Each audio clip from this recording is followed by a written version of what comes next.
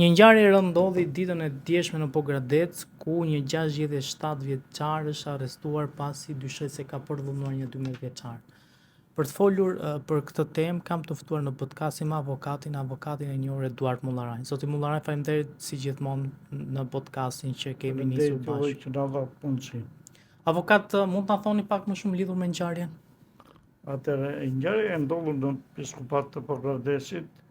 ku shtetësi Rushan Selko, që tashmë është arrestuar në organet e policisë, akuzohet për një vepër mjaft të rëndë. Akoma nuk janë vërtetuar të gjitha provat, faktet dhe dëshmitë, por sipas dëshmisë së vajzës 12 vjeçare, ky shtetas akuzohet për përdhurim dhe heqjen e virgjërisë së kësaj vajze do thosha 12 vjeçare. Familjet ndërmjet tyre të dyjave, qoftë të vajzës edhe qoftë të Rushanit, janë ngjitur njëra me tjetrën. Dhe ky ka përfituar nga marrëdhëniet që kanë pasur të fqinjësisë së mirë ndërmjet dy familjeve, dhe vajza e mitur, 12 vjeçare, shkonte shpesh te familja e Rushanit. Fenomeni i përdhunimit është një nga rastet më kriminale që ka shoqëria shqiptare, tashmë është përhapur shumë, do thosha, por rasti i kësaj vajze 12 vjeçare për cilën shteti duhet të ngrihet të këmbë, po dhe shoqëria duhet të ngrihet të këmbë, është sepse i ka hequr lirinë, i ka hequr virgjërinë, i ka shkatruar jetën një fëmije 12 vjeç. Ky veprim është një veprim mjaft i rëndë. Do thosha në shumë aspekte, në aspektin social, po dhe në aspektin qytetar dhe kulturor. Do thosha në aspektin social sepse neve akoma vazhdojmë të ruajmë një miqësi të traditës së vjetër, duke shkuar sa më shpesh tek njëri tjetri dhe duke i besuar komshive, gjitonëve, të afërme, edhe fëmijë e mitur, i cili duhet të vej shpesh aty. Kjo tashmë kërkon që të ndryshohet kultura e marrëdhënieve në shoqëri, sepse ruajtja e fëmijës është një nga fenomenet ose nga aspektet prioritare që duhet të ketë prindi, për të ruajtur të gjithë kulturën, po për të ruajtur dhe jetën e këtij fëmije të vogël, që tashmë i është prishur që në moshën 12 vjeçare. Përdhunimi në shoqëri është mjaft i rëndë dhe është një fenomen që ka ndodhur edhe në marrëdhëniet ndërkombëtare, dhe Franca do thosha që tashmë në muajin maj e ka ndryshuar ligjin e përdhunimit, me një rast që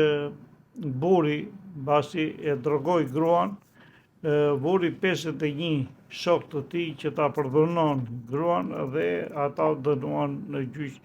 për këtë veprim të kryer, paçka se pretendimet ishin ndryshme. Tek ne, ke shoqëria jonë është e dukshme shumë tek moshat e mitura. Është e dukshme ke moshat e mitura, dhe ky shtetas që është 67 vjeç sot, që është bërë tashmë dhe gjyq, është bërë gjysh, do thosha, e kishte fëmijën e vet, dhe momenti që e ka lidhur, i ka hequr lirinë kësaj fëmije. I ka hequr lirinë dhe e mbante gjithmonë në trysni të vazhdueshme, me qëllim që kjo mos tregonte. Por e vërteta do dilte një ditë, dhe ashtu siç doli, që duke e lënë shtatzënt të vajzë të mbitur, duke e prishur të gjithë jetën kësaj vajze, ky ka bërë një krim monstruos, për cilën ky, jo vetëm ky, jo vetëm shoqëria që nuk ka lëvizur fare, dhe është një fenomen që edhe mediat e japin shumë pak, por ajo familje nuk duhet të jetojë më në këtë zonë të Pogradecit, ku bashkia duhet ta transferoj urgjentisht të dyja familje, edhe familjen e vajzës, për të ruajtur sadopak atë ngarkesë depresive të familjes, por dhe familja e këtij tashmë kriminali, i cili i hoqi liri kësaj vajze, duke ushtruar dhunë të vazhdueshme dhe duke lidhur të vajzën dhe duke kryer pastaj marrëdhënie seksuale me mbesër e saj, do thosha, sepse fëmia 12 vjeç dhe ai 67 vjeç është një krim nga më të rënda që parashikon dhe ligji. Ndërkohë që për këtë krim duhet edhe këtu të ndryshohet ligji i përdhurimit dhe duhet shkojë deri në dënim me burgim përjetshëm. Duhet shkojë me burgim përjetshëm sepse po ti bësh një analizë veprës së përdhurimit, do thotë që i shkatron jetën një fëmije, një vajzë të mitur, por dhe një femër, me anë të veprimit të kundërligjshëm që krye. Dhe si rezultat i kësaj, ky gjest duhet të dënohet që mos përsëritet në shoqërinë tonë shqiptare. Sulmet që janë të vazhdueshme tek ne ndaj femrave, qoftë në shkollat nëntëvjeçare, por qoftë edhe në gjimnazët, ku grupe kriminale të ndryshme marrin femrën dhe e përdhunojnë. Raste të këtilla unë kam pasur edhe në shkollën nëntëvjeçare, ku grupi i strukturuar e ka marrë femrën nga klasa e 9 dhe e kanë përdhunuar në mas. Do thosha në mas kur kanë qenë 4-5 veta, të cilët e kanë përdhunuar dhe në presionin e tyre të vazhdueshëm psikologjik, por dhe fizik, e kanë detyruar këtë vajzë që mos të tregojë dhe mos të denoncojë këta shtetas, të cilët kanë kryer këtë vepër kriminale. Prandaj them që forca e shtetit duhet të jetë shumë e fuqishme për të goditur këtë vepër dhe këtë figurë kriminale. Avokat, si shpjegoj që vetëm pas 4 muajsh u zbulua si ngjarje, pra a duhet që ketë më shumë vigjilencë, po themi, qoftë shoqëria, po qoftë edhe familja ndaj fëmijëve? Unë e thash dhe pak përpara e citova që duhet të ndryshojnë marrëdhëniet e miqësisë dhe shoqërisë. Besimi i tepërt që kishte prindit e kësaj vajze tek gjitonit tyre duke e lënë vajzën 12 vjeç që të shkonte shpesh tek familja e tyre, me kriter dhe pa kriter, me norma dhe pa norma, do thotë mirë që janë shkelur një pjesë e rregullave të shoqërisë. Nuk mund të besohet deri në ekstrem fëmia. Nuk mund të abuzosh me besimin dhe me shpërdorimin e besimit deri në ekstrem. Nuk mundet që një fëmijë ta lësh të pambrojtur, ti e ke bërë dhe e lë të pambrojtur tek një gjiton i cili jeton në kushte tjera, sepse këtu kemi dhe ndryshimin e kushteve të jetesës ndërmjet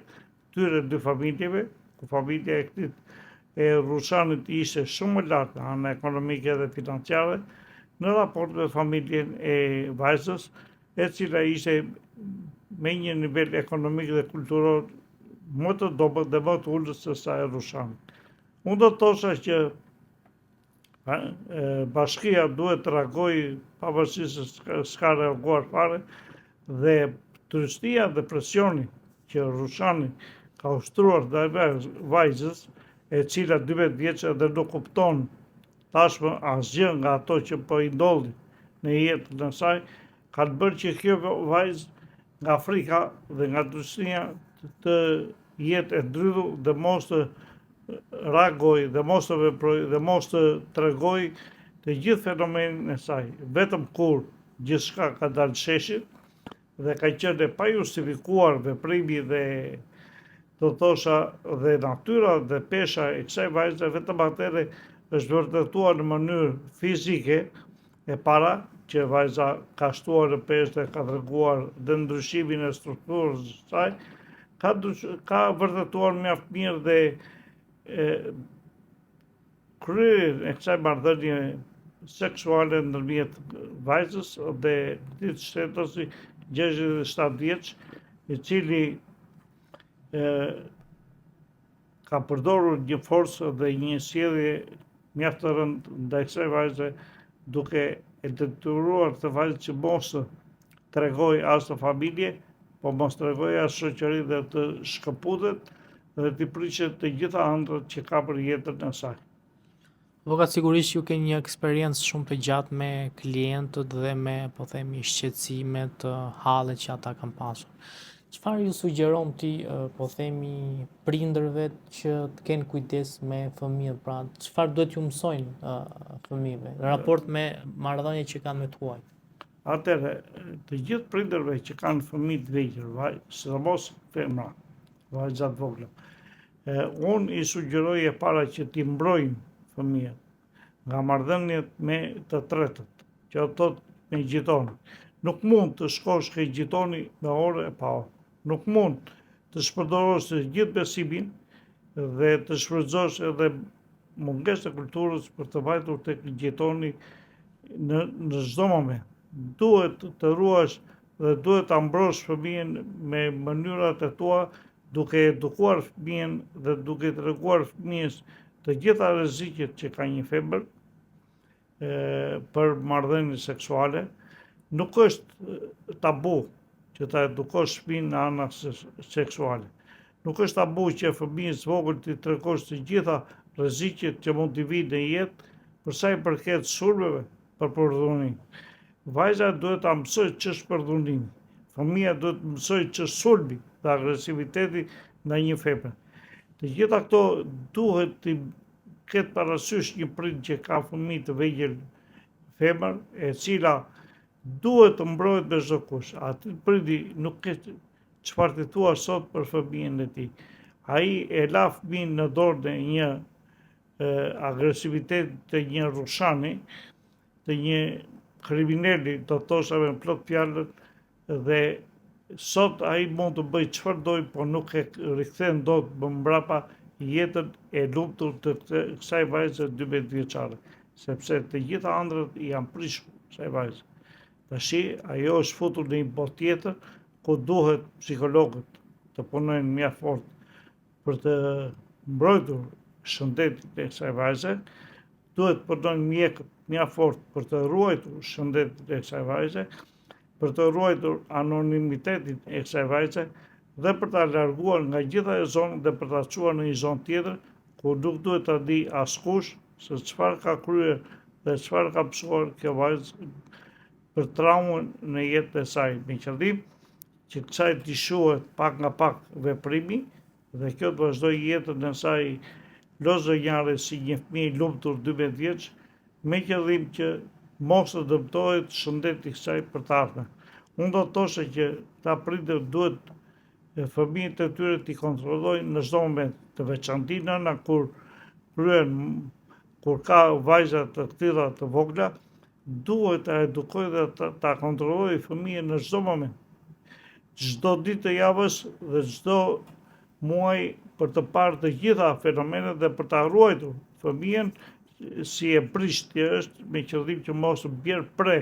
e një agresiviteti të tillë. Avokat, shpesh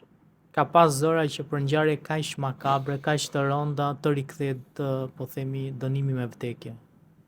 Sigurisht, unë do të thosha, e citova edhe në fillim, që ligji duhet të kthehet sepse me dënimi kapital për ka mostra, do të thosha, sepse i shkatërron jetën jo vetëm një fëmije, jo vetëm një familje, por gjithë shoqërisë i lë një dram mjaft të rëndë. Dhe ai fëmijë do shumë kohë që të rikuperohet, do shumë energji që të rikuperohet, do shumë mund që ajo familje të haroj që nuk haron dot për kurrë atë plagë që ka marrë dhe atë goditje që ka marrë. Prandaj ai mostër që ka kryer të tillë veprime dhe ato mostra që kryej të tilla veprime duhet të mendojnë mirë kur ta kryejnë, sepse duhet të presi patjetër një dënim kapital. Tu ne nuk e kemi me vrasje, por dënimi kapital do thotë dënimi me burgim përjetshëm. Është i detyruar për një shoqëri për ta zhdukur një herë e mirë këtë vepër, këtë mostër dhe këtë mendim për një përdorim të tillë, sepse është një mendim i cili ka kaluar vazhdimisht në mendje të shtetasi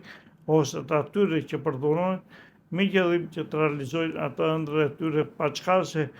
kë kanë përpara, duke mos menduar fare se mund të prishi ëndrrën e një fëmije të vogël, ëndrrën e një febre e cila mund të ketë ëndra shumë të bukura për jetën e saj. Avokat, faleminderit shumë për Faleminderit informacionin. për mundësi.